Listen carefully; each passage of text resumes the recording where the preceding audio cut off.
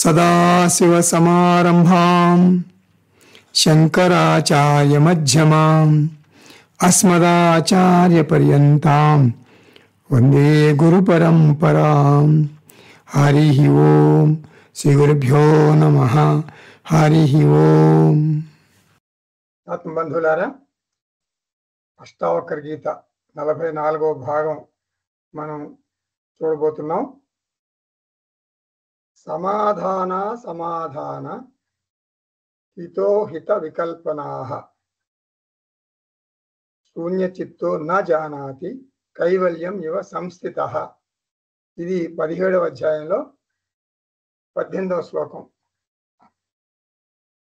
ఇప్పుడు మనం మన శాస్త్రంలో మెడిటేషన్ చేస్తాం, మనం అంటే ధ్యానం చేస్తాం. అదొక సాధన.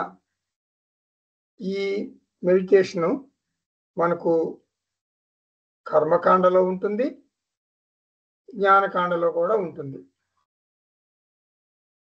కర్మకాండలో మనం ఈ మెడిటేషన్ ఏమంటాం? ఉపాసనం అంటాం. జ్ఞానకాండలో నిధిధ్యాసనం అంటాం. అంటే ఒకటే, మన మైండ్తో మనసుతోనే చేస్తాం. రెండు, ఉపాసనము మనసుతోనే చేస్తాం, నిధిధ్యాసనం మనసుతోనే చేస్తాం. కాకపోతే చేసే పద్ధతులు కొంచెం వేరుగా ఉంటాయి. ఉపాసనం అనేది ఒక పూజ, ఒక క్రతువు. మనకి కాయిక కర్మ కాదు, వాచిక కర్మ కాదు, మానస కర్మ అన్నమాట. ఉపాసన అంటే మానస కర్మ, అంటే మనసుతో చేసేటటువంటి ఒక క్రతువు. అంటే కర్మ సిద్ధాంతం అమల్లోకి వస్తుంది ఇక్కడ. అంటే ఇది నిత్య కర్మ కిందకి వస్తుంది అన్నమాట. ఇది అంటే నిత్య కర్మలో ఉన్న ధ్యానం గనక చేయకపోతే పాపం వస్తుంది. అది మనం చేసి తీరాల. అంటే శాస్త్రం అనే మాట అది. నిత్యకర్మ మనం చెయ్యాలి. అకరణే ప్రత్యవాయ. చేయకపోతే పాపం వస్తుంది. ఆ పాపాన్ని ప్రత్యవాయ పాపం అంటారు. ఇప్పుడు ఉదాహరణకు సంధ్యోపాసనం, సంధ్య ఉపాసనం అంటే సంధ్యావందనం. అదొక కర్మ, నిత్యకర్మ. ఇక్కడ మనం గాయత్రి ఉపాసన చేస్తాం. ఇది తప్పనిసరిగా చేయాలి. చెప్పాను కదా, పాపం వస్తుంది లేకపోతే, చేయకపోతే ప్రత్యవాయ పాపం. ప్రాతః సంధ్య చెయ్యాలి. అంటే ప్రాతః సంధ్య ఎప్పుడు చేయాలి? ఉదయం పూట చేయాలి, ఉదయం. మాధ్యాహ్నిక సంధ్య చేయాలి. ఎప్పుడు చేయాలి? మాధ్యాహ్నిక సంధ్య మధ్యాహ్నం చేయాలి. ఏ టైంలో చేయాలి? ఏ డైరెక్షన్లో కూర్చోవాలి? ఎలా చేయాలి? అంతా మనకి ఒక పద్ధతి ప్రకారం చేయాలి. గాయత్రి మంత్రాలు, మరి గాయత్రి చేసిన శ్రద్ధను బట్టి మన కర్మఫలం వస్తుంది. కొంతమంది 11 సార్లు గాయత్రి చేస్తారు, కొంతమంది 108 సార్లు చేస్తారు, కొంతమంది 1008 సార్లు చేస్తారు. ఆ గాయత్రి మంత్రం జపించిన దాని సంఖ్యను బట్టి అంటే కర్మఫలం అధికంగా వస్తుంది. ఇప్పుడు మంత్ర సంఖ్య 11 కంటే 108 ఎక్కువ, 108 కంటే 1008 ఎక్కువ. అది క్వాంటిటీ. బట్ క్వాలిటీ కూడా ఇంపార్టెంట్. ఇప్పుడు కొంతమంది ఏం చేస్తారు, గాయత్రి జపం చేస్తూ చేస్తూ చాలా ఇంపార్టెంట్ క్రికెట్ మ్యాచ్ వస్తుంది అనుకోండి, ఆ గాయత్రి చేస్తూ అంటే సంధ్యావందనం చేస్తూ క్రికెట్ మ్యాచ్ కూడా చూస్తారు అనుకోండి. అంటే ఏమిటి దాని అర్థం? ఏకాగ్రత లేదు, శ్రద్ధ లేదని అర్థం. శ్రద్ధను బట్టి ఫలితం ఉంటుంది. ఉపాసన ఒక కర్మ, అది విధిగా చెయ్యాలి, తప్పనిసరిగా చెయ్యాలి. అది కర్మ ఫలాన్ని ఇస్తుంది. కర్మఫలం శ్రద్ధ మీద అంటే గాయత్రి సంఖ్య మీద ఆధారపడి ఉంటుంది. ఇంతవరకు మీరు విన్నారు కదా. ఇప్పుడు అంతవరకు ఏం చెప్పాను నేను? ఉపాసన గురించి చెప్పాను. ఇప్పుడు నిధిధ్యాసనం గురించి చెప్తా. నిధిధ్యాసనాన్ని వేదాంతిక్ మెడిటేషన్ అంటారు. ఇది కర్మకాండ కాదు, ఇది ఒక క్రతువు కాదు, కాబట్టి ఇది నిత్య కర్మ కాదు, కాబట్టి తప్పనిసరిగా చేయవలసిన పని లేదు, ప్రతిరోజు చెయ్యాలి అనే నియమం లేదు, కంపల్సరీ కాదు. కాబట్టి నిధిధ్యాసనానికి ఒక ప్రత్యేకమైన టైం అంటూ లేదు. రోజుకు 2 సార్లు 3 సార్లు చేయాలి, అలాంటి ప్రత్యేక కార్యక్రమం ఏం లేదు, అలాంటి రూల్స్ అండ్ రెగ్యులేషన్స్ లేవు. దేనికి లేవు? నిధిధ్యాసనానికి, అంటే వేదాంతిక్ మెడిటేషన్. ఆత్మజ్ఞానం కోసం మనం నిధిధ్యాసనం చేయటం లేదు, ఆత్మజ్ఞానం కోసం మనం నిధిధ్యాసనం చేయటం లేదు. నిధిధ్యాసనం ఆత్మజ్ఞానాన్ని ఇవ్వదు. గురు శాస్త్ర ఉపదేశం ద్వారా మాత్రమే ఆత్మజ్ఞానం వస్తుంది. శాస్త్ర శబ్దమే మనకు ప్రమాణం, ప్రమాణం ద్వారానే ఆత్మజ్ఞానం వస్తుంది. కాబట్టి క్రమ పద్ధతిలో కొన్ని సంవత్సరాల పాటు మన శ్రోత్రియ బ్రహ్మనిష్ఠుడైనటువంటి గురువు దగ్గర శాస్త్రాధ్యయనం చేస్తే ఆత్మజ్ఞానం వస్తుంది. బ్రహ్మ సత్యం, జగన్ మిథ్య, జీవో బ్రహ్మైవ నాపరః, అహం బ్రహ్మాస్మి. నేను సత్యం అంటే బ్రహ్మగా నేను సత్యం. ఈ దేహం అంటే నా దేహం, కుటుంబం నా కుటుంబం, నా మనస్సు, జగత్తు అంతా మిథ్య. ఇది తక్కువ స్థితిలోని సత్యం. ఏంటి? జగత్తు, దేహం, మనస్సు ఇవన్నీ కూడా. పారమార్థిక స్థాయి మనం వెళ్ళగలిగితే, ఆత్మస్థాయికి పరిణితి చెందగలిగితే అది ఉన్నత సత్యం. ఇప్పుడు మనం జగత్తు, దేహం అవన్నీ కూడా వ్యావహారిక సత్యం. వ్యావహారిక సత్యం పారమార్థిక సత్యాన్ని ఎప్పుడూ చేరుకోలేదు. ఆత్మజ్ఞానం పొందటం ముఖ్యం. మనకు మరి నిధిధ్యాసనం ఏం చేస్తుంది? ఆత్మజ్ఞానం పొందిన తర్వాత మనకు సాధారణంగా ఈ వ్యావహారిక సమస్యలు ఉండవు. ఉండవంటే ఉంటాయి, మనం లెక్క చేయం. ఇప్పుడు స్వప్నావస్థ నుంచి మనం మేల్కొన్నాం అనుకోండి, స్వప్నంలో ఉన్నటువంటి వస్తువులు మనని భయం కలిగించలేవు కదా. స్వప్నం మిజ్జిలాగా తీసి పారేస్తాం. స్వప్నంలో ఒక ఎలుగుబంటి కనపడింది, నీ మీదకి వస్తుంది తినటానికి. ఆల్మోస్ట్ నేను తినబోయింది, పట్టుకుంది ఎలుగుబంటి, నీ మెడ పట్టుకుంది, ఇంకా కొరికేసి తినేస్తుంది. అటువంటి టైంలో నీకు మెలకు వచ్చింది, నువ్వు భయపడతావా? ఎలుగుబంటికి పారిపోతావా మీ ఇంట్లోంచి? తెలిసిపోయింది నీకు అది మిథ్య అని. అలాగే పారమార్థిక స్థాయికి నీవు ఎదగగలిగితే వ్యవహారంలో ఉన్న సమస్యలు ఉండవంటే ఉంటాయి కానీ నిన్ను బాధించవు. కాబట్టి అది జరుగుతుంది. అది జరగకుండా ఇంకా నిన్ను సమస్యలు బాధిస్తుంటే, ఇంకా నిన్ను ఆత్మజ్ఞానం వచ్చిన తర్వాత కూడా వ్యావహారిక సమస్యలు బాధిస్తుంటే అప్పుడు నిధిధ్యాసనం చేసుకుంటాము. అవసరమైతే చేసుకుంటాము, ఎప్పుడు అవసరమైతే అప్పుడు చేసుకుంటాము. అనాత్మ వలన జీవితంలో నీకు విషమ సమస్యలు ఎదురైనప్పుడు ఆత్మజ్ఞానంలోని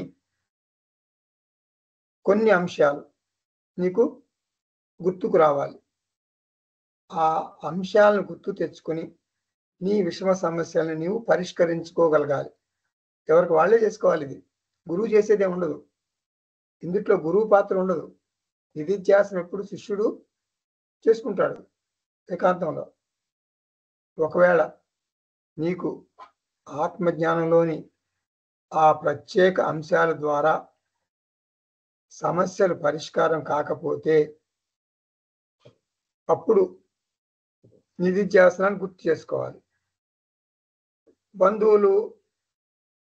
నీకు బంధువులు ఉంటారు కదా, నీ బంధువులు నిన్ను గాయపరిచారు అంటే నీ మనసును గాయపరిచారు. చాలా చాలా చాలా మానసికంగా అశాంతికి గురయ్యావు బంధువుల వల్ల. ఏదో ఒక ఇన్సిడెంట్ జరిగింది అనుకో, అప్పుడు ఏం చేయాలి? నిధిధ్యాసనం చేసుకోవాలి. నువ్వు ఎలా చేసుకోవాలి? నిధిధ్యాసనలో ఏం గుర్తుపెట్టుకోవాలి? అసంగోహం అసంగోహం అని ధ్యానం చేసుకోవాలి. ఇప్పుడు నీకు భయం వచ్చేసింది, అయ్యో నేను చనిపోతాను అని మరణ భయం వచ్చింది అనుకోండి. నీ సమస్య ఏమిటి ఇప్పుడు? మరణ భయం. అప్పుడు నిత్యోహం అహం నిత్య అమృతోహం అని నిధిధ్యాసనం చేసుకోవాలి. ఇప్పుడు మనకు కొత్తగా ఆత్మజ్ఞానం రాదు నిధిధ్యాసనం వలన. మరి మీరు ఏదైనా తప్పు చేశారు అనుకుందాం, తప్పు చేశారు, తెలుసో తెలియకో చేశారు. దానివలన మీ మనసు అయ్యో ఇట్లా చేశానే, అట్లా చేయకుండా ఉండాల్సింది, నా కోడల్ని అనేక మాటలు అన్నాను, పాపం అది చాలా మంచిది, నేను అపార్థం చేసుకున్నాను, అలా ఏదో మీరు చేశారు, అయిపోయింది, ఫీల్ అవుతున్నారు మీరు. అప్పుడు నిధిధ్యాసనం ఏం చేసుకుంటారు మీరు?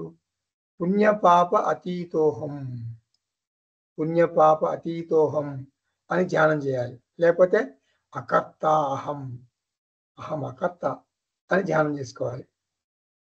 ఆత్మబంధువులారా, సమస్యను బట్టి ధ్యానం అంటే నిధిధ్యాసన ధ్యానం మనం ఎన్నుకోవాలి. విపరీత భావనను పోగొట్టుకోవాలి. విపరీత భావనలు అంటే విషమ సమస్యలు, విపత్కర సమస్యలు. ఈ విషమ సమస్యలు, విపత్కర సమస్యలు లేకపోతే నిధిధ్యాసనం యొక్క అవసరం లేదు.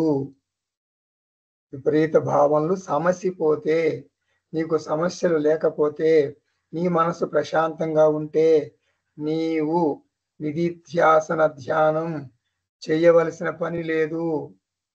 ఇంకొక మాట చెప్తా, నీకు ఏ టైంలో సమస్యలు ఎదురైతే ఆ టైంలోనే నిధిధ్యాసన ధ్యానం చేసుకుని సమస్యలను పరిష్కరించుకోగలగాలి, సమస్యలను నిర్మూలించుకోగలగాలి. ఒకవేళ రోజు ఉదయం నిద్ర లేవటమే నువ్వు సమస్యలతో లేస్తున్నావు అనుకో, అప్పుడు ఉదయమే ఆ సమస్యలకు సంబంధించిన ఆత్మజ్ఞానంలో గురువు బోధించిన అంశాలు నీ మెదడు నుండి బయటకు తెచ్చుకొని, నీ సుప్త చేతన మనస్సు నుండి బయటకు తెచ్చుకుని నెమరు వేసుకోవాలి. నీకు ప్రాబ్లం వచ్చింది, కొడుకు గురించి బెంగ, లేకపోతే భార్య గురించి బెంగ, లేకపోతే నీ సంపదల గురించి బెంగ.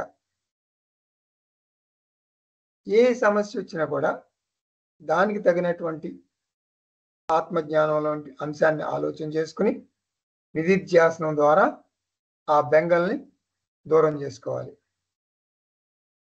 ఒకవేళ ఒక వ్యక్తి అసలు నిధిధ్యాసనం చేయడు అని అనుకుందాం, అతనికి ప్రత్యవాయ పాపం రాదు. ఇదంటే ఇది కర్మ కాదు, నిత్యకర్మ కాదు కదా. కాబట్టి నిధిధ్యాసనం చేసినా చేయకపోయినా నీకు ప్రత్యవాయ పాపం అనేది రాదు. కాబట్టి అష్టావక్ర మహర్షి ఏమంటున్నారు? జ్ఞాని నిధిధ్యాసనం చెయ్యాలి, నిధిధ్యాసనం చెయ్యకూడదు అని సిద్ధాంతం లేదు. కర్మకాండలో, ఉపాసనంలో, మరి సంధ్యోపాసనం అంటే ఊరిని ఎగ్జాంపుల్ కోసం చెప్పాను, సంధ్యావందనం అలాంటి కర్మలు అన్నమాట. మానస కర్మలు అలాంటివి చాలా ఉన్నాయి మనకి, తప్పనిసరిగా చేయాలి అది. ఇప్పుడు సంధ్యావందనంలో అహంగ్రహ ఉపాసన అనే ఒక ప్రక్రియ ఉంది, అంటే ఐక్య ఉపాసన. అతనికి యజ్ఞోపేతం ఉంది కాబట్టి అది చెయ్యాలి. ఏమిటి? ఉపాసన ధ్యానం చేయాలి. ఛాయిస్ లేదు, తప్పనిసరి. దీన్ని అభేద ఉపాసన అంటాం. అభేద జ్ఞానం అది వేరు. మళ్ళీ వికల్పనాహ న జానాతి, ఇది శ్లోకంలో మాట. వికల్పనాహ నా జానాతి. ఆ జ్ఞానికి వివాదాలు ఉండవు.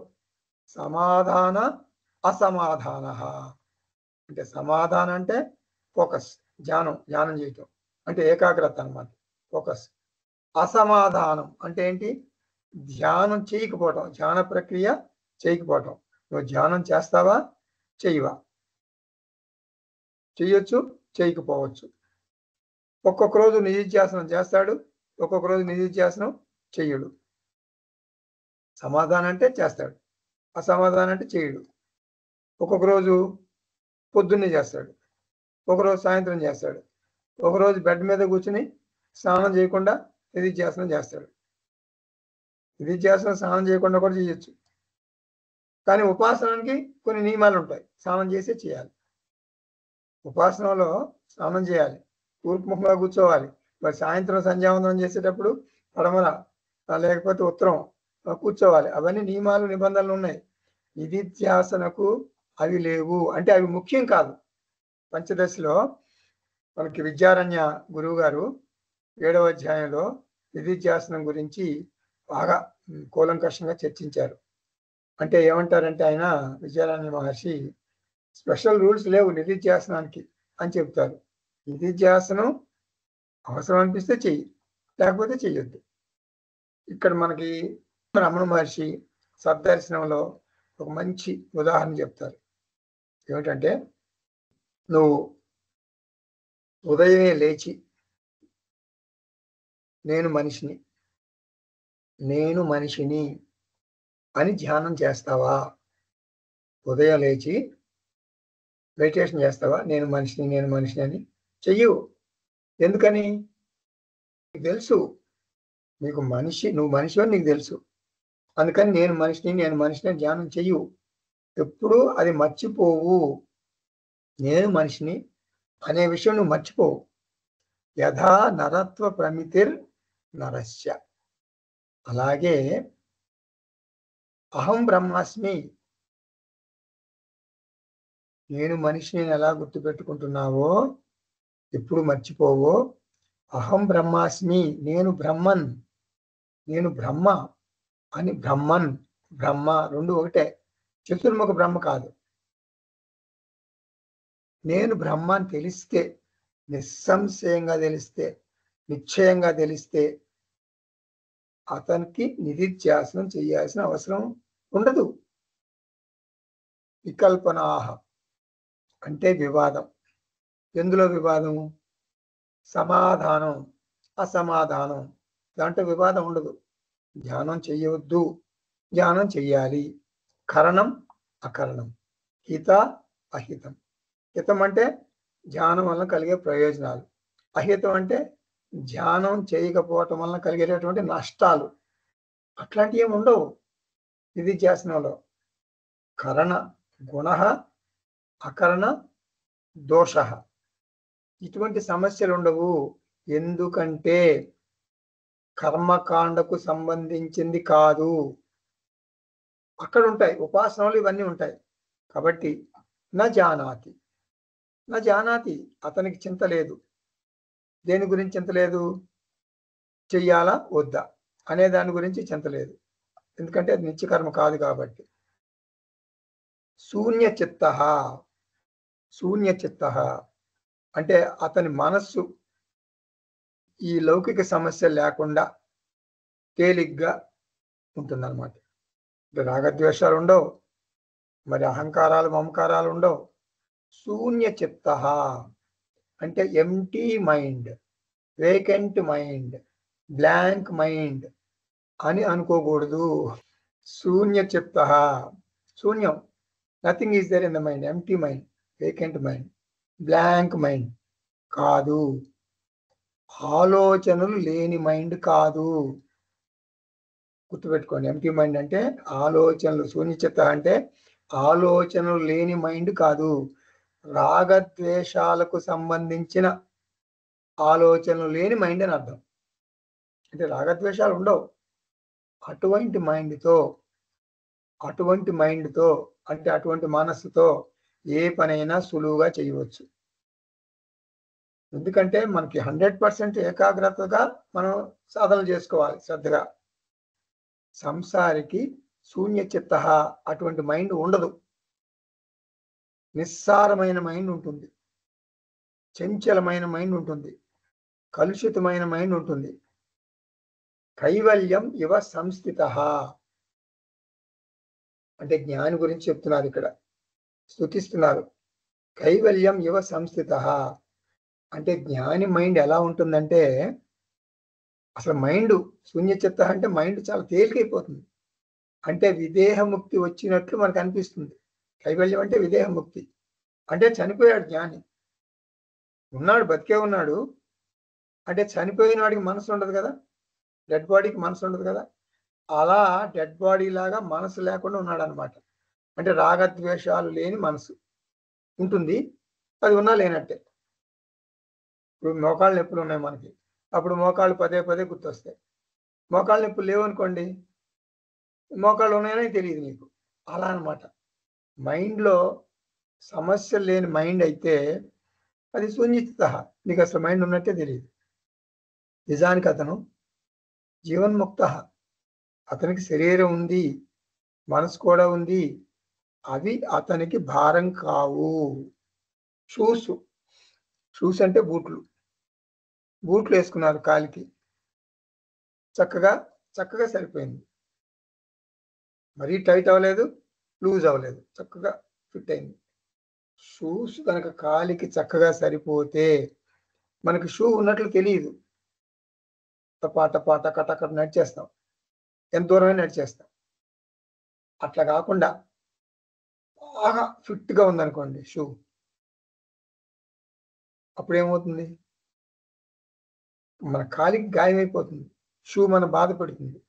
అలా కాకుండా షూ లూజ్గా ఉందనుకోండి, మన కాలి వెంట షూ రాదు, మెల్లగా నడుస్తాం. కాబట్టి షూ కాలికి సరిపోకుండా ఉన్నా మనకు ప్రాబ్లం, బాగా ఫిట్గా ఉన్నా కూడా ప్రాబ్లం. అశాంతస్య మనోభార శాంతస్య మనః నాస్తి. మనసు భారంగా ఉంటుంది సంసారులకి. ఈ జ్ఞానులకి మనసు ఉండదు, ఎందుకంటే తేలిక మనసు ఉన్నట్టే తెలియదు. మనసు ఆత్మజ్ఞానికి మనస్సు ఉన్నట్లు తెలియదు, పరిణితి చెందిన మనస్సు కనుక తెలియదు. కైవల్యం ఇవ అంటే విదేహముక్తిలో వలె, సంస్థిత అంటే విదేహముక్తిలో ఉన్నట్టు ఉంటాడు. ముందుందో శ్లోకం చూద్దాం. నిర్మమో నిరహంకారః న కించిత్ ఇతి నిశ్చితః అంతర్గళిత సర్వాశః కుర్వన్ న అపి న లిప్యతే. కుర్వన్నపి న లిప్యతే. అహంకారం మమకారం ఉండవు, ఇది వదిలేశాడు. కేవలం నామరూపాలు ఉంది సృష్టిలో. ఇటువంటి దృఢ జ్ఞానం ఉన్నప్పుడు ఏమవుతుంది, అది కోరికలు ఉండవు. ఇంకా అహం పూర్ణ అనేవాడికి ఏం కోరికలు ఉంటాయి? కాబట్టి జ్ఞాని కర్మలు చేస్తున్నట్లు కనిపించినా నిజానికి ఏ కర్మలు చేయటం లేదు. అహంకార మమకారం వర్జితుడు కాబట్టి, వదిలేశాడు కాబట్టి, ఈ సృష్టి కేవలం నామరూపాల్లాగా కనపడుతుంది కాబట్టి, అటువంటి దృఢ జ్ఞానం ఉంది కాబట్టి కోరికలు ఉండవు. అటువంటి జ్ఞానికి, కోరికలు లేని జ్ఞానికి కర్మలు చేస్తున్నట్టు మనకు కనిపిస్తుంది. మన కళ్ళ ముందు కర్మలు చేస్తుంటాడు. కర్మలు అంటే పనులు, వ్యవహారం చేస్తాడు. బ్యాంక్కి వెళ్తాడు, పైసలు తీసుకుంటాడు, పైసలు ఖర్చు పెడతాడు, కూరగాయల మార్కెట్కి వెళ్తాడు, కూరగాయలు కొంటాడు, అన్నీ మనలాగానే చేస్తాడు. కానీ అతను నిజానికి ఏ కర్మలు చేయటం లేదు. ఎందుకు? ఎందుకంటే జ్ఞాని మనసు తేలిగ్గా ఉంది. అసలు జ్ఞానికి మనసు ఉన్నట్టు తెలియదు. నిర్మమః నిరహంకారః, ఈ మాటలు శాస్త్రంలో మనకు తరచూ వినిపిస్తాయి, కనిపిస్తాయి. నిరహంకారః అంటే దేహాభిమానం లేకపోవటం, అంటే కార్యకరణ సంఘాతం మీద అభిమానం లేదు. దేహము, మనస్సు, ఇంద్రియాలు నేను కాదు అని అనుకుంటాడు. దేహము మనస్సు మీద అభిమానం ఉంటే దాన్ని ఏమంటారు? అహంకారం అంటారు. దేహం మనసు నాది అని బలంగా విశ్వసించటాన్ని అహంకారం. దేహం మనసు కాకుండా మిగిలిన అభిమానాలు ఉంటాయి. నా కుటుంబం అంటే నాకు చాలా అభిమానం, నాకు సంపదలు అంటే అభిమానం, నా ప్రొఫెషన్, వృత్తి, నేను డాక్టర్ని, ఆ వృత్తి మీద నాకు అభిమానం. ఇట్లాంటివి అవన్నీ మమకారం అంటారు. అహంకారం మమకారం ఉన్నట్లు మరి ఎలా తెలుస్తుందండి? ఒక మాట చెప్పండి. మీకు అహంకారం ఉంది, మీకు మమకారం ఉంది అన్నట్లు మీకు ఎలా తెలుస్తుంది? ముఖం మీద, నుదుటి మీద 2 గీతలు అడ్డంగా ఏమైనా వస్తాయంటారా? అట్లా ఏం రావు. అహంకారం, మమకారం ఉన్నట్లు మనకు ఎలా తెలుస్తుందంటే, నా భార్య నేను ప్రేమిస్తాను, నా భర్త నేను ప్రేమిస్తాను, నా పిల్లల్ని నేను ప్రేమిస్తాను,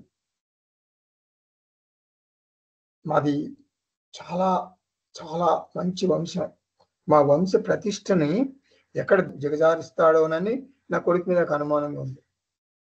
ఇలా మనం ప్రతి వస్తువు మీద కానీ, వ్యక్తుల మీద కానీ ఒక రకమైన ఓనర్షిప్ పెట్టుకుంటాం.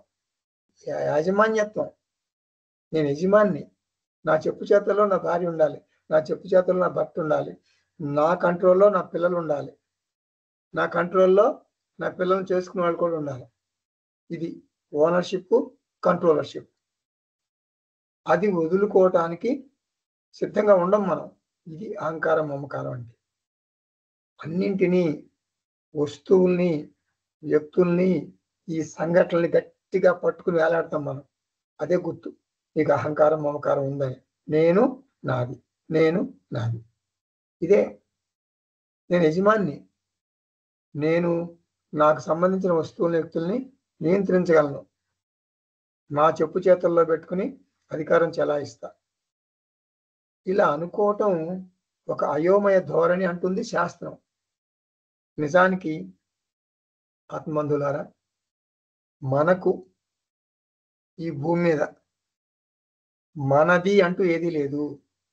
మళ్ళీ చెబుతున్నా, మనకు మనది అంటూ ఈ భూమి మీద ఏదీ లేదు. నా శరీరం కూడా నాది కాదు, నీ శరీరం కూడా నీది కాదు, నీ మనస్సు నీది కాదు. నీ శరీరం, నీ మనస్సు నీది కానప్పుడు నీ భార్య నీదా, నీ పిల్లలు నీ వాళ్ళ, నీ రిలేషన్స్ అన్ని నీ వాళ్ళ, నీ ఆఫీస్ నీదా? ఏది అసలు నీ శరీరం నీది కాదురా బాబు. అంటే నీ దేహమే నీది కానప్పుడు నీ దేహానికి సంబంధించిందే కదా అంతా. నీ బంధుత్వాలు అన్నీ కూడా అంతా నీది కాదు, నాది కాదు అన్నప్పుడు ఎవరికి చెందుతుంది? భగవంతునికి చెందుతుంది. భగవంతుడు మనకు నోటీస్ ఇవ్వకుండా మన దేహాన్ని తీసుకోగలడు, వెనక్కి తీసుకోగలడు. మనకు తెలియదు. డాక్టర్ పక్కన చెప్తూనే ఉంటాడు, ఏమండి ఈయనకి హార్ట్ ప్రాబ్లం లేదు, బీపీ లేదు, మరి షుగర్ లేదు, ఏమి లేదు, బేష్ ఉంది, టెస్ట్లన్నీ చేశారు, చక్కగా ఉన్నాడు, హ్యాపీ, 100 ఏళ్ళు బతుకుతాడండి, అన్ని నో ప్రాబ్లం అని డాక్టరు పేషెంట్ ఎదురుగా కూర్చున్నాడు, డాక్టర్ చెప్తున్నాడు, తప్ప అయిపోయాడు ఆయన. చూడండి విచిత్రం. డాక్టరు పేషెంట్కి 0 ప్రాబ్లమ్స్, పర్ఫెక్ట్ హెల్త్ అంటున్నాడు, ఇతను నవ్వుతున్నాడు, అవును నాకు పర్ఫెక్ట్ హెల్త్ ఉందని డాక్టర్ గారు చెప్తున్నారు. ఈ వయసులో కూడా 75 సంవత్సరాలు, ఆనందం. డాక్టర్ ఈజ్ లాఫింగ్, స్మైలింగ్, అంతా చక్కగా మంచి వాతావరణం అన్నమాట. ఆ టైంలో డాక్టర్ అలా చెప్తున్నాడు, డాక్టర్ ఎదురుగా ఇతను కూర్చున్నాడు, తప్పని పక్కకి తల వాల్చేసాడు, హార్ట్ అటాక్ వచ్చేసి, మ్యాసివ్ హార్ట్ అటాక్. ఏం చెప్తారు దీనికి? సో మన పథకాలు తారుమారైపోతాయి, మన పథకాలన్నీ తారుమారైపోతాయి. మన ఆరోగ్యం మీద కూడా మనకు నియంత్రణ లేదు. అయితే మనం కంట్రిబ్యూటర్స్ మాత్రమే, కంట్రోలర్స్ కాదు, ఓనర్స్ కాదు. నేను యజమాన్ని, అన్ని నా చేతిలోనే ఉన్నాయి, దేనినైనా నేను నియంత్రించగలను అని అనుకోవటానికి కారణం ఏమిటి? అహంకారం, మమకారం. ఫలితంగా ఏం జరుగుతుందంటే ఇలా అహంకారం, మమకారం ఉంటే ఫలితం ఏం జరుగుతుందంటే వర్రి, చింత, ఆవేదన, మరి ఆందోళన, దుఃఖం, బాధ కలుగుతాయి. అంతే, ఇంకేముంది? ఈ జగత్తు చాలా పెద్దది. ఈ జగత్తులో ఎన్నో కోట్ల మంది మనుషులు ఉన్నారు. వాళ్ళెవరు నన్ను బాధించరు, వాళ్ళెవరు నన్ను వేధించరు. నన్ను బాధించేది, వేధించేది ఎవరు? నాకు రాగద్వేషాలు ఎవరి మీద ఉన్నాయి? ఒక్కళ్ళు, ఇద్దరు, ముగ్గురు, నలుగురు, అంతే. నేను, నా కుటుంబం. నా ఆందోళనకు కారణం వాళ్లే. ఎందుకంటే నాకు వారితో అనుబంధం ఉంది, వారితో అహంకారం, మమకారం ఉన్నాయి. దేహాభిమానం ఉన్న చోట చింత ఉంటుంది, చింత. చింత అంటే వర్రి, ఆందోళన. చింత ఉన్న చోట విశేష ప్రార్థన ఉంటుంది, అంటే స్పెషల్ ప్రేయర్స్ ఉంటాయి. ప్రతి ప్రార్థన సకామమే, అంటే సకామ ప్రార్థనలు అన్నమాట, కామ్యకర్మలు. నేను నాది, నేను నాది. మళ్ళీ చెప్తున్నా, అభిమానం ఉన్న చోట చింత ఉంటుంది. నేను నా భార్య అంటే నాకు చాలా ఇష్టం, నా భర్త అంటే చాలా ఇష్టం, పిల్లలంటే చాలా ఇష్టం, నా ఆఫీస్ అంటే చాలా ఇష్టం. ఇలా దేని మీద ఒక అభిమానం పెట్టుకుంటే దానికి ఆటోమేటిక్గా చింత కూడా చేరుతుంది. వరి నువ్వు అనుకున్నట్టు ఉండరు. నువ్వు ఎవరిని గురించి అనుకుంటావు వాళ్ళ నువ్వు అనుకున్నట్టుగా ఉండరు కాబట్టి న్యాచురల్గా చింత వస్తుంది. చింత అంటే వరి. దీనికి ఏంటంటే నెక్స్ట్ ఇమీడియట్గా ఏం చేస్తావు, నాకు అనుకూలంగా వాళ్ళు ఉండాలి, వాళ్ళకి ఏం జరగకూడదు అని నక్షత్రం చూపించుకుని అక్కడికి వెళ్ళి గోత్రనామాలు చెప్పి అక్కడ సుబ్రహ్మణ్య స్వామి గుడికి వెళ్తావు, ఇంకెక్కడో ఆది దోషం అంటావు, కుజ దోషం అంటావు, రాహు దోషం అంటావు, శని దోషం అంటావు, విశేష ప్రార్థనలు చేస్తావు, స్పెషల్ ప్రేయర్స్. అభిమానము, చింత, విశేష ప్రార్థన, ఈ మూడు ఒకదాంతో ఒకటి పనివేసుకుని ఉంటాయి. స్వామీజీ గమ్మత్తుగా చెప్తారు, పరమార్థానంద స్వామీజీ మనకి క్లాప్స్ రిజెక్షన్ అంటాం. క్లాప్స్ రిజెక్షన్ అంటారు, మీకు గుర్తుండే ఉంటుంది, ఇదివరకు మనం చాలాసార్లు చెప్పుకున్నాం. CLASP. సిఎల్ అంటే క్లెయిమింగ్, అంటే ఇది నాది, ఇది నాది, ఇది నాది, ఇది నా కుటుంబం, ఇది నేను, అంటే అహంకారం, మమకారం అన్నమాట. క్లాప్స్. సిఎల్ అంటే అది. ఏ అంటే యాంగ్జైటీ. సిఎల్ అంటే క్లెయిమింగ్, ఏ అంటే యాంగ్జైటీ అంటే ఆవేదన, ఆందోళన. SP అంటే స్పెషల్ ప్రేయర్స్. సిఎల్ అంటే క్లెయిమింగ్, ఏ అంటే యాంగ్జైటీ, SP అంటే స్పెషల్ ప్రేయర్స్. ఈ మూడు ఇందాక చెప్పుకున్నాం కదా మనం, అభిమానము, చింత, విశేష ప్రార్థన, ఈ మూడు కలిసి సంసారం అంటారు. ఈ మూడు కలిసి మహా సంసారం అంటారు. ఈ ఒకదాంతో ఒకటి పరస్పరం సహకరించుకుంటాయి. అలా సహకరించుకుని పెద్ద కొండంత సంసారం అయిపోతాయి. మరి మోక్షం అంటే ఏమిటి? మోక్షం అంటే ఈ మూడు వదిలివేయాలి. ఈ మూడింటిని ప్రయత్నపూర్వకంగా వదిలించుకోవాలి. చాలా కష్టం అండి. ఎలా వదిలించుకుంటాం? కష్టం కాదు బాబు, చాలా తేలిక అని చెప్పిందా శాస్త్రం? చాలా తేలిక అని శాస్త్రం అని చెప్పదు, కష్టమే, ఆయన వదిలించుకోవాలి. మరి కఠోపనిషత్తులో యమధర్మరాజు ఏమంటాడు? క్షురస్య ధార నిహిత దురత్యయ దుర్గం పదస్థ కవయో వదంతి. అది కష్టమే. క్లాప్స్ రిజెక్షన్, క్లాప్స్ రెనౌన్సియేషన్ జరగాల్సిందే. కొంతమంది అనుకుంటారు కాషాయం కట్టినంత మాత్రాన మోక్షం వస్తుంది అనుకుంటారు. కాషాయం కట్టినంత మాత్రాన మోక్షం రాదు. క్లాస్ రిజెక్షన్ చేస్తేనే మోక్షం వస్తుంది. క్లాస్ రిజెక్షన్ అంటే సంసారాన్ని వదిలేయటం. క్లాస్ రిజెక్షన్ అంటే సన్యాసం. అభిమానం, చింత, స్పెషల్ ప్రేయర్స్ అంటే అహంకారం, మమకారం వదులుకోవటమే క్లాస్ రిజెక్షన్ అంటే. అదే కదా సన్యాసం అంటే. అది శాస్త్రం. నేను కాషాయ వస్త్రధారణ చేశాను అనుకుందాం, నాకు ఒక ఆశ్రమం ఉంది అంటే నేను కాషాయ వస్త్ర సన్యాసిని, నాకు ఆశ్రమం ఉంది. ఆశ్రమంలో ఉన్నటువంటి నేను, ఆశ్రమంలో ఉన్నటువంటి సన్యాసి అయినటువంటి నాకు అహంకారం, మమకారం దండిగా ఉన్నాయి అనుకుందాం. అప్పుడు నన్ను ఏమంటారు? సన్యాసి సంసారి అంటారు, సన్యాసి సంసారి అంటారు. ఇప్పుడు నా ఆశ్రమంలో మొన్న మంచి గాలివాన వచ్చి ఒక గోడ పడిపోయింది అనుకోండి. అప్పుడు నేనేమనుకుంటాను? ఎవరన్నా ఈ గోడను కట్టిస్తే బాగుండు, ఒక మంచి శిష్యుడు వచ్చి డొనేషన్ ఇచ్చి ఈ పడిపోయిన గోడను కట్టించాలి అని బెంగ పెట్టుకుంటా. నేను ఎవరిని? సన్యాసిని. ఆశ్రమం గురించి బెంగ పెట్టుకుంటున్నాను. అలాగే గృహస్థు పిల్లల గురించి బెంగ పెట్టుకుంటాడు. నేను కాషాయ వస్త్రంలో ఉండి ఆశ్రమంలో ఉండి ఆశ్రమం గురించి బెంగ పెట్టుకుంటుంది. అంతే తేడా. ఆశ్రమానికి విరివిగా దానాలు ఇచ్చేసేటువంటి శిష్యులు వేటాటం మొదలు పెడతారు. ఇప్పుడు కాషాయం డ్రెస్ వల్ల సంసార సమస్యలు పరిష్కారం కావు. క్లాస్ రిజెక్షన్ ఒక్కటే పరిష్కారము. అహంకార మమకారాల్ని భగవంతుడికి అర్పించేయాలి. అదొక్కటే పరిష్కారం. పదే పదే మనసులో ఒక మాట అనుకోవాలి. ఏమనుకోవాలి? భగవంతుడు ఈ జగత్తుకు, వ్యక్తులకు, వస్తువులకు, సంఘటనలకు అన్నింటికీ ఓనరు. భగవంతుడు ఈ జగత్తుకు, వ్యక్తులకు, వస్తువులకు, అన్ని సంఘటనలకు ఓనర్. భగవంతుడు మాత్రమే ఏకైక ఓనర్. భగవంతుడు మాత్రమే కంట్రోల్ చేస్తాడు. మరి నా పాత్ర ఏమిటి? నేనేం చెయ్యాలి? నా డ్యూటీ నేను చెయ్యాలి. నా డ్యూటీ ఏమిటి?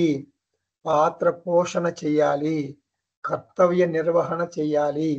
కర్మఫలం గురించి అంటే భవిష్యత్తు గురించి బెంగ పెట్టుకోకూడదు. ప్రారబ్ధ కర్మఫలం నాకు తెలియదు. బెంగ పెట్టుకున్నందువలన, ఆందోళన చెందినందువలన నా జీవితంలో మార్పు రాదు. కర్మ ఫలితాలు మారవు. ఇప్పుడు ఆరోగ్య సూత్రాలు 100% 100% మనం పాటిస్తాం అనుకోండి. ఆరోగ్య సూత్రాలు 100% శ్రద్ధగా పాటించిన వాళ్ళు కొంతమంది హాస్పిటల్ ఐసీయూలో ఉంటారు. మనకు ఆశ్చర్యం వేస్తుంది. ఇప్పుడు మార్నింగ్ వాక్ చేస్తాడు, ఈవినింగ్ వాక్ చేస్తాడు, మధ్యాహ్నం కూడా నడుస్తాడు. మరి ఐసీయూలో ఎందుకు చేరాడు? అంతే, మనకు తెలియదు. వెంటిలేటర్ మీద ఉంచుతారు. ఇంకొకళ్ళు అసలు ఆరోగ్య సూత్రాలు అంటే స్పెల్లింగ్ తెలియదు. ఒక జులాయి లాగా జీవితం గడిపేస్తాడు. చెడ్డ అలవాట్లకు బానిస. అటువంటి వాళ్ళు కొంతమంది ఎంతో ఆరోగ్యంగా పటిష్టంగా ఉంటారు. చూడండి, విచిత్రం కదా. అంటే ఆరోగ్య సూత్రాలు అనుసరించవద్దు, చెడ్డ అలవాట్లు చేసుకోండి అని అర్థం తీసుకోవద్దు మీరు. ఆరోగ్య సూత్రాలు మనం పాటించాలి. అది మన చేతిలో ఉంది. ప్రయత్నపూర్వకంగా ఆరోగ్య సూత్రాలు మనం పాటించాలి. భవిష్యత్తులో నీ ఆరోగ్యం ఎలా ఉండాలి అని ఆలోచించి మనసులో బెంగ పెట్టుకోకూడదు. ఇది వేదాంతం. మళ్ళీ చెబుతున్నా, ఆరోగ్య సూత్రాలు పాటించాలి. మంచిగా యోగా చేసుకో, వాకింగ్ చేసుకో, అన్నీ చేసుకో, నీ చేతిలో ఉంది అది. కానీ నేను ఇలా చేస్తున్నాను కాబట్టి నాకు ఏ ప్రాబ్లం ఉండదు. భవిష్యత్ అంతా 100 ఇయర్స్ డెఫినెట్, నాకేం ప్రాబ్లం ఉండదు అని భవిష్యత్తు గురించి ఆ కలలు కనొద్దు అనమాట. అంటే ఆరోగ్యం బాగా ఉండదని కూడా బెంగ పెట్టుకోకూడదు, బాగా ఉంటుందని కూడా పొంగిపోకూడదు. నీకు తెలియదు భవిష్యత్తు. కొంతమంది అంటారు, నాకు గురువుగారు నా ఆరోగ్యం గురించి బెంగ లేదండి, నా కుటుంబ సభ్యుల ఆరోగ్యం గురించి నేను కొంచెం బెంగ పెట్టుకుంటున్నానండి, ఆందోళన చెందుతున్నాను, ఏ మాట కామాట అంటుంటారు. భగవంతుడు భవిష్యత్తును చూసుకుంటాడు అనే నిశ్చయ జ్ఞానం కలిగి ఉండాలి. మరి ఏమిటి ప్రయోజనం దీనివలన? ఏమిటంటే ప్రయోజనం, మనసు తేలిగ్గా ఉంటుంది, భారంగా ఉండదు.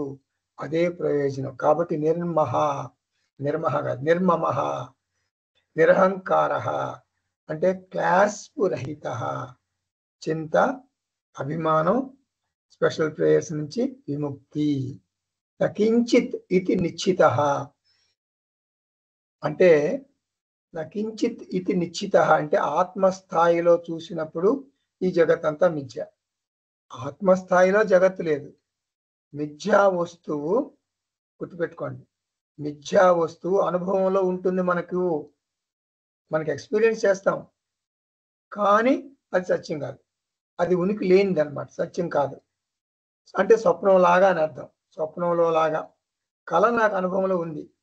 కళలో ఎన్నో స్మృతులు, ఎన్నో పాత్రలు, ఎన్నో అనుభూతులు, మధుర స్మృతులు, చేదు అనుభవాలు, ఎన్నో ఉంటాయి కళ. మేల్కోగానే మనకి అనుభవంలో ఉన్నా కూడా స్వప్నం, మనం మేల్కోగానే ఏం తెలుస్తుంది మనకి? అది మిథ్య అని తెలుస్తుంది. స్వప్నం అంతా నా మనసులో కదిలినటువంటి కొన్ని ఆలోచనలు మాత్రమే.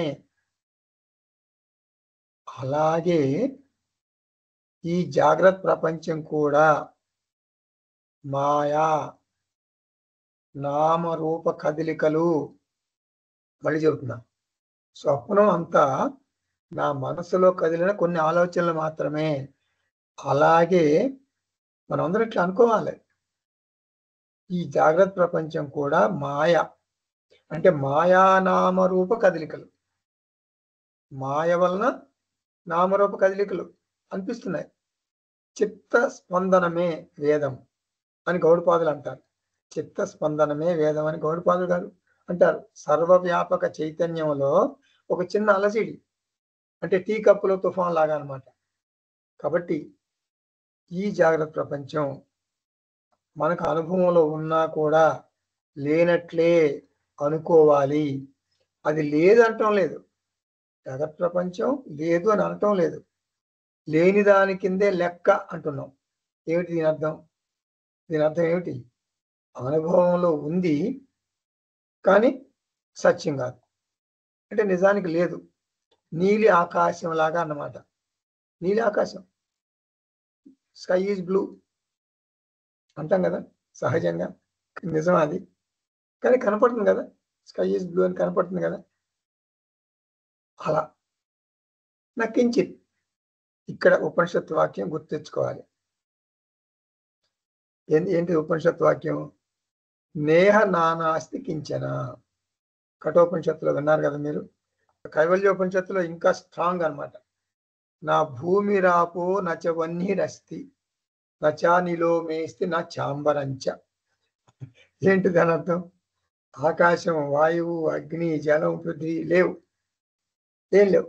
నువ్వు పక్కన భూమి మీద నుంచి మాట్లాడుతున్నావు, భూమి లేదంటున్నావు. చూడండి ఎంత గడుసో. కైవల్యోపనిషత్తుల మంత్రం ఇది. నా భూమి రాపో నచ వన్హిరస్తి నచా నిలో మేస్తి నా చాంబరంచ. ఆకాశం, వాయువు, అగ్ని, జలం, పృథ్వీ లేవు, మిథ్య. పారమార్థిక స్థాయికి ఎదిగితే పంచభూతాలు కూడా లేవు. నేను వాటిని నా కళ్ళ ముందు చూస్తూ వాటిని అనుభవిస్తూ ఉంటే అవి లేవని ఎలా చెప్పగలం? ఇప్పుడు మనం ఐదు ఎక్కడో బయట ఉన్నాయి చూస్తున్నాం. ఆకాశం, వాయువు, అగ్ని, జలం, పృథ్వీ బయట మన శరీరంలో కూడా ఉన్నాయి కదా. ఆకాశం ఉంది కదా, ఆకాశం ఉంటేనే, అంటే స్పేస్ ఉంటేనే కదా భోంచేస్తున్నాం. అంతంతా ఎందుకు? లోపల స్పేస్ ఉంది కాబట్టి కదా. మరి టెంపరేచర్, థర్మామీటర్కి టెంపరేచర్ వస్తుంది కదా. అలా అన్ని మనలో ఉన్నాయి కానీ లేవంటున్నాం. ఇది వ్యావహారిక స్థాయికి చెందినాయి. వ్యవహారిక స్థాయికి చెందినటువంటి ఆకాశం, వాయువు, అగ్ని, జలం, పృథ్వీ. పారమార్థిక స్థాయిలో ఉన్నా నేను, ఆత్మస్థాయిలో ఉన్నా. పారమార్థిక స్థాయిలో ఉన్నటువంటి నాకు అవి లేవు. మేలుకున్న వ్యక్తికి స్వప్నం లేనట్లు అన్నమాట. మేలుకున్న వ్యక్తికి స్వప్నం లేనట్లు పారమార్థిక స్థాయిలో ఉన్న వ్యక్తికి జాగ్రత్త ప్రపంచము మిథ్యా. ఇది నిశ్చిత. అర్థం చేసుకో, ఈ సత్యం అర్థం చేసుకో. ఎలా అర్థం చేసుకోవాలండి? ఎలా అర్థం చేసుకోవాలి? స్వప్నం అసత్యమని మేల్కుంటేనే అర్థమైపోతుంది కదా. స్వప్నంలో ఉన్న వ్యక్తికి స్వప్నం అసత్యం అని తెలియదు. అలాగే నిద్ర నుండి మేలుకున్నట్లు ఆ భ్రమ నుండి, ఆ మాయ నుండి, ఈ మాయా జగత్తు నుండి తురీయ ఆత్మస్థితికి వెళ్ళాలి. అప్పుడు ఆ స్థితిలో, సాక్షి స్థితిలో, తురీయ ఆత్మస్థితిలో ప్రపంచ ఉపశమం, శాంతం, శివం, అద్వైతం, చతుర్థం మన్యంతే సహ ఆత్మ. ఇది ఉపనిషత్తు బోధ. అష్టావక్ర గీత బాగా అర్థం అవ్వాలంటే కొంత ఉపనిషత్తు జ్ఞానం ఉండి తీరాలి. శ్రవణ మననాభ్యాం నిశ్చిత అంతర్గళిత సర్వ ఆశ. ఆశ అంటే కోరికలు, సర్వ ఆశ అంటే అన్ని కోరికలు, అంతః అంటే లోపల, అంటే ఆంతర్యంలో, అంటే మనస్సులో గళితం అంటే నశించాయి. అంటే ఏదైనా ఒక కోరిక ఉంది అంటే మనసులో అసంతృప్తి, వెలితి, కొరత ఉందని అర్థం. అంటే నా మీద నాకే అసంతృప్తి, నాకు పిల్లలు లేరు, ఇది ఒక పెద్ద బెంగ కొంతమందికి. కొంతమందికి నాకు మగపిల్లలు లేరు, అంతా ఆడపిల్లలే, ఇంకా మగపిల్లడు పుడతాడా 5 ఆడపిల్లలు పుట్టారు, ఇది ఒక పెద్ద బెంగ. నాకు ఆడపిల్ల లేదు, మగపిల్లలు లేరని వాళ్ళు బెంగ, అదొకసారి. నాకు ఆడపిల్ల లేదు, అంతా మగపిల్లలే. ఆడపిల్ల కావాలని బాగా నేను మా వారు కూడా చాలా చాలా ఇబ్బంది పడ్డాం. 6 మగపిల్లలు పుట్టారు, ఆడపిల్ల మాత్రం పుట్టల, ఇదొక వెలితి. కోరికలు నశించాయంటే ఏమిటి? కోరికలు నశించాయంటే బంధించే కోరికలు అని అర్థం, బైండింగ్ డిజైర్స్ అని అర్థం చేసుకోవాలి.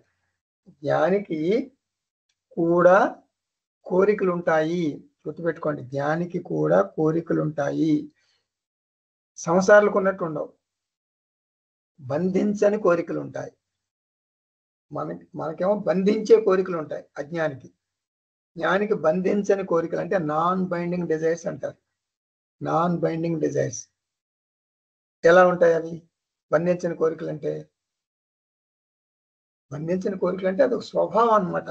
అంటే ప్రారబ్ధ వాసనల వలన జ్ఞానికి వస్తాయి. ఇప్పుడు ఒక్కొక్క జ్ఞానికి ఒక్కొక్క రకమైన ప్రారంధం ఉంటుంది కదా. ప్రతి జ్ఞానికి, ఆ జ్ఞానులందరికీ ఒకే ఒక స్వభావం ఉండదు. అంటే ఆ స్వభావం పూర్వజన్మ వలన వస్తుంది. ఇప్పుడు అది ఒక వ్యక్తిత్వం అన్నమాట, అది అతని ప్రకృతి. శ్రీకృష్ణ పరమాత్మ మరి భగవద్గీతలో ఏం చెప్తారు? సదృశ్యం చేష్టతే స్వస్యాహ ప్రకృతే జ్ఞానవాన్ అపి. అంటే జ్ఞాని తన స్వభావాన్ని అనుసరించి కర్మలు చేస్తాడు. అందుకే ఒక రకంగా ఉండరు జ్ఞానులందరూ, వారి స్వభావాలన్నీ వేరువేరుగా ఉంటాయి. ఇప్పుడు కొంతమంది జ్ఞానులు ఏం చేస్తారు? అసలు జనంలోకి రారు. రమణ మహర్షి మరి తపోవన్ ఉత్తర కాశీలో ఉంటారు, అని చనిపోయారు, ఇప్పుడు లేరు. ఆ చిన్మయానంద గారి గురువు అనమాట ఆయన, తపోవన్ మహారాజ్. మరి రమణ మహర్షి లాంటి వాళ్ళు జనంలోకి రారు. ఎవరైనా భక్తులు తమ వద్దకు వస్తే వాళ్ళు మాట్లాడతారు, లేకపోతే ఏం లేదు. అది వారి స్వభావం. కొంతమంది జ్ఞానులు ఏం చేస్తారు? సమాజంలో ఉంటారు, లోక సంగ్రహ కర్మలు చేస్తారు. అంటే వివేకానంద సమాజానికి మేలు చేసే, రామకృష్ణ మఠంలో అందరూ అంతే కదా, సమాజానికి మేలు చేస్తారు, అది వారి స్వభావం. ఆ సమాజ సేవ కూడా ఒకే రకంగా ఉండదు. కొంతమంది మరి జ్ఞానులు పెద్ద పెద్ద ఆశ్రమాలు చేస్తారు, నిర్మాణం చేస్తారు. కొంతమంది జ్ఞానులు దేవాలయాలు కట్టిస్తారు. కొంతమంది జ్ఞానులు హాస్పిటల్స్ కట్టిస్తారు. కొంతమంది స్కూల్స్ పెడతారు.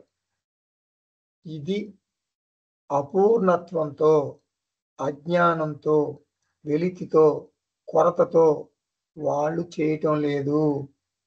వారికి అసంతృప్తి లేదు, వెలితి లేదు, కొరత లేదు. వాళ్ళు పూర్ణత్వంతో చేస్తున్నారు, అహం పూర్ణ అనే స్వభావంతో చేస్తున్నారు. వాళ్ళు జ్ఞానులు. లోక హిత కర్మ, లోక సంగ్రహ కర్మలు అంటారు. వారికి వారి ప్రారబ్ధ లోకహితం కోసం కర్మలు చేస్తున్నారు అంతే. వాళ్ళ ప్రారబ్ధ సువాసన ఉంది, అందువల్ల అలా చేస్తారు. వారికి బంధించే కోరిక ఉందా, బంధించిన కోరిక ఉందా, నీకు ఎలా తెలుస్తుంది? బాగానే చెప్తున్నావు, బైండింగ్ డిజైర్స్ అంటున్నావు, నాన్ బైండింగ్ డిజైర్స్ అంటున్నావు. జ్ఞానికి బంధించని కోరిక ఉంది, బంధించే కోరిక లేదని ఎలా చెప్తావు అని అడిగారు అనుకోండి. వాళ్ళు ఏం చేస్తారంటే, వారికి విజయం లభించిన, అపజయం లభించిన వాళ్ళు ఫీల్ అవ్వరు. వాళ్ళకి ఎదురు దెబ్బలు తగలవచ్చు. ఇప్పుడు పెద్ద ఆశ్రమం కట్టారు, చాలా మంది శిష్యులు ధన సహాయం చేశారు, సంతోషం. ఆశ్రమం కట్టలేకపోయాడు, అయినా కూడా ఆ జ్ఞానం చెల్లించడు. నైవతస్య కృతేన అర్ధః నా అకృతేన ఇహ కశ్చన.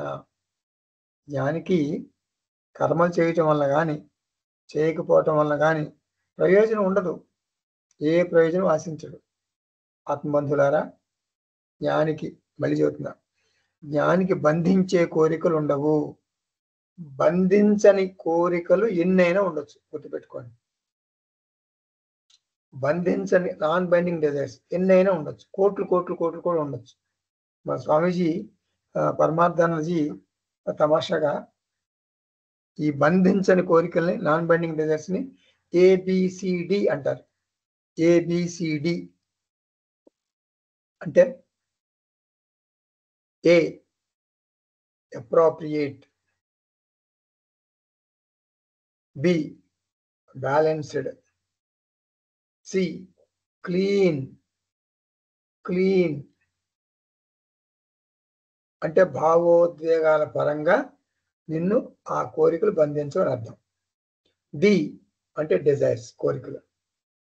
మళ్ళీ చెబుతున్నా, A appropriate, B balanced, C clean, D desires. Appropriate, balanced, clean, desires. Clean అంటే అంటే ఎమోషనల్ డిస్టర్బెన్సెస్ నీకు ఉండవు ఆ కోరికల వల్ల. నువ్వు మార్నింగ్ 6 కాఫీ తాగుతావు, ఆ కాఫీ లేదు, తల గోడకేసుకుని కొట్టుకోవు. కాఫీ లేదు, కాఫీ లేదు, తలనొప్పి వచ్చేసింది అని అటు ఇటు చూడవు, పిచ్చెక్కదు నీకు. కాఫీ ఉంటే తాగుతావు, లేకపోతే ఓకే నో ప్రాబ్లం, అడ్జస్ట్ అయిపోతావు. ఇది బంధించని కోరికలు అంటే. బంధించే కోరికలు అంటే ఆ కాఫీ కోసం వాడు 20 కిలోమీటర్లు వెళ్తాడు, అది బంధించే కోరిక. అట్లా విద్యారణ్య మహర్షి పంచదశలో ఏం చెప్తారు? బంధించని కోరికలు నీకు కోట్లున్నా నష్టం లేదు, కోట్ల కోట్లున్నా నష్టం లేదు. ఇచ్చంస్తు కోటి వస్తువుని, ఇచ్చంస్తు కోటి వస్తువుని. దయానంద స్వామీజీ అంటారు, దయానంద స్వామీజీ అంటారు, ఏమంటారు? నీకు మెర్సిడెస్ బెంజ్ అనే ఒక కారు ఉంది, చాలా కాస్ట్లీ, ₹1,00,00,000 ఉంటుంది అనుకోండి, సపోజ్ 1,50,00,000. ఆ కాన్ఫిగరేషన్ బట్టి ఉంటుంది, 1,50,00,000 2 కోట్లు ఉంది అనుకోండి. ఆ మెర్సిడెస్ బెంజ్ మీద నీకు బాగా కోరుకుంది, తప్పులేదు. ఆ కారు కొనాలని ప్రయత్నం చేస్తావు, తప్పులేదు. కారు కావాలనుకుంటున్నావు, కొనాలని ప్రయత్నం చేస్తున్నావు, తప్పులేదు. అది బంధించని కోరిక అయి ఉండాలి. అంటే మెర్సిడెస్ బెంజ్ కావాలనుకుంటున్నావు, భగవంతుడి మెర్సీ ఉంటే కదా నీకు కొనలేవు. మెర్సిడెస్ బెంజ్ మెర్సీ ఉంటే, భగవంతుడి మెర్సీ ఉంటే కొనగలవు. ఆ కారు లేనిదే నాకు జీవితం లేదు, నాకు జీవితం లేదు ఆ కారు లేనిదే అని బెంగ ఉండకూడదు. అది బెంగ ఉంటే బంధించే కోరిక, బెంగ లేకపోతే బంధించిన కోరిక. ఈ జగత్తు కోరికలతో నిన్ను బాధించకూడదు. అది అంతర్గళిత సర్వ ఆశ. బంధించే కోరికల నుండి జ్ఞాని స్వేచ్ఛ పొందాడు. కాబట్టి జ్ఞాని కూడా చాలా చురుకుగా గృహస్థులాగానే కర్మలు చేస్తాడు. జ్ఞాని లోక సంగ్రహ కర్మలు చెయ్యాలంటే అతను ఆశ్రమాలు, స్కూల్స్, హాస్పిటల్స్ స్థాపించాలి, దేశమంతా బ్రాంచీలు పెట్టాలి. అవన్నీ జరుగుతుంటాయి. అవన్నీ బంధించని కోరికలతో చేస్తారు జ్ఞానులు. ఇప్పుడు ఒక ఎగ్జాంపుల్ చెబుతున్నా మీకు. స్వామి చిన్మయానంద ఒకసారి స్వయంగా అన్నారనమాట. స్వామి చిన్మయానంద అప్పట్లో ఆయన ఒక ట్రస్ట్ పెట్టారు, స్వామి చిన్మయానంద. ఇప్పుడు మనం ఆర్ష విద్యా తరంగిణి ట్రస్ట్ పెట్టుకున్నాం కదా, అలా సెంట్రల్ చిన్మయ మిషన్ ట్రస్ట్. ఆ ట్రస్ట్ పేరు సెంట్రల్ చిన్మయ మిషన్ ట్రస్ట్. షార్ట్ ఫామ్ ఏమంటారు దాన్ని? CCMT, సెంట్రల్ చిన్మయ మిషన్ ట్రస్ట్.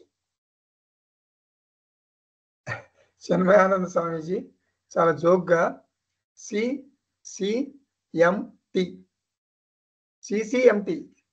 CC చూడు ఎంటీ ఖాళీ, CCMT చూడు ఖాళీ.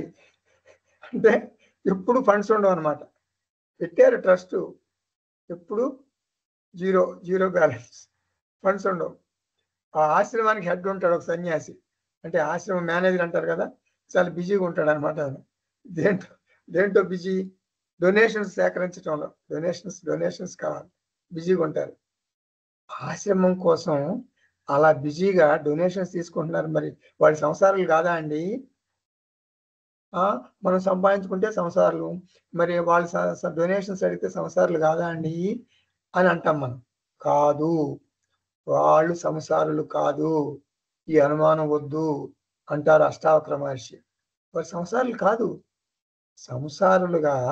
సంసారులాగా ఆశ్రమ సన్యాసులు బిజీగా ధన సంపాదన కోసం దేశ పర్యటన చేసినా కూడా వాళ్ళు సంసారులు కాదు, అసంసారులు.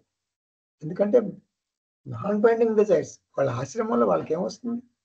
నీకు ఫుడ్ ఫ్రీ, క్లోదింగ్ ఫ్రీ, అన్ని ఫ్రీ ఇచ్చి నీకు చక్కగా విద్యాభ్యాసం చెప్తున్నారు కదా, ఈ ఉపనిషత్తులు బోధ చేస్తున్నారు కదా, 3 ఏళ్ళు కోర్సులు కండక్ట్ చేస్తున్నారు కదా, దానికోసం కదా వాళ్ళ డబ్బు. ఆశ్రమంలో వాళ్ళు ఉంటారా? నిన్ను పెడతారు ఫ్రీగా అక్కడ. అవన్నీ బంధించిన కోరికలు. నీ ఇంట్లో దేశాన్ని అంతా తీసుకొచ్చి పెడతావా? నీ ఇంట్లో నువ్వు ఉంటావు.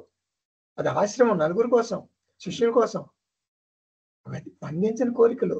సత్తా కర్మణి అవిద్వాంస యథా కుర్వంతి భారత కుర్యాత్ విద్వాన్ తథా అసక్త చికూర్షు లోక సంగ్రహం. అంటే జ్ఞానులకు లోపల, అంటే ఆంతర్యంలో అహంకార మమకారాలు లేవు కాబట్టి కుర్వన్న అపి, ఆయన యాక్టివ్గా ఉన్నా కూడా నా కరోతి, ఆ కర్మలు అతన్ని బంధించవు. అందరూ సన్యాసులు జ్ఞానులు అలా యాక్టివ్గా ఉండమని అర్థం చేసుకోకూడదు. 20వ శ్లోకం చూద్దాం.